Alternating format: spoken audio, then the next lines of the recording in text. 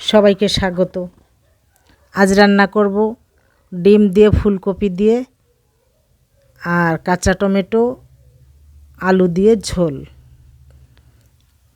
তো আমি ফুলকপিটা কেটে নিই আর বেগুনগুলো একটু কাটবো ভাজার জন্য। এই বেগুনগুলো ভাজা খেতে খুব ভালো লাগে। শীতকালীন শাকসবজিতে আলাদা একটা টেস্ট।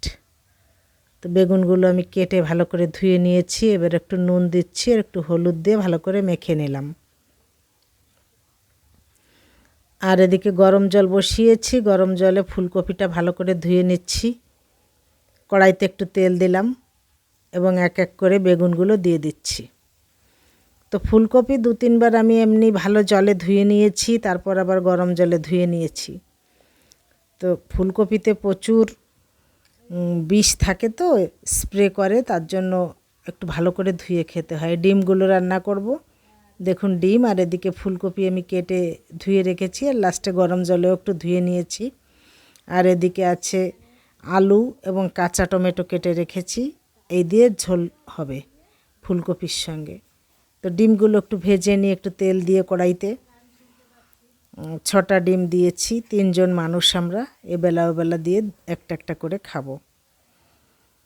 তো ডিমগুলো একটু ভেজে নিই ভালো করে আর একটু লবণ দিই ডিমের মধ্যে,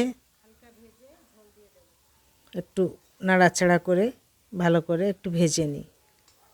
ডিমগুলো ভেজে তুলে রাখি। শীতকালীন শাকসবজি খেতে খুব ভালো লাগে।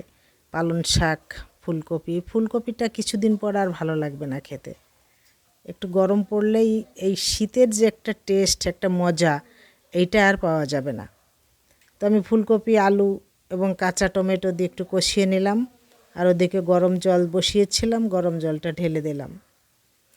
আমি সবসময় চেষ্টা করি তরকারিতে একটু গরম জল দেওয়ার জন্য। ঝোলটা গরম জল দিয়েই দিই, ঠান্ডা জল খুব কম দিই। বেগুন ভাজা দেখুন আমার হয়ে গেছে। তো আর ফুলকপিও প্রায় 80% গলে গেছে। ডিমগুলো দিয়ে দিলাম। তো নামানোর আগে আমার এই ঘরোয়া যে একটা মশলা, শুকনো লঙ্কা আছে, এতে জিরে আছে, ধনে আছে আর একটু এলাচ আর একটু লবঙ্গ আছে, এগুলো একসঙ্গে গুঁড়ো করে রেখেছি। তো নামানোর আগে এটা দিয়ে দিলাম এবং আমার তরকারিটা হয়েও গেছে। আমি এখন নামিয়ে নিলাম।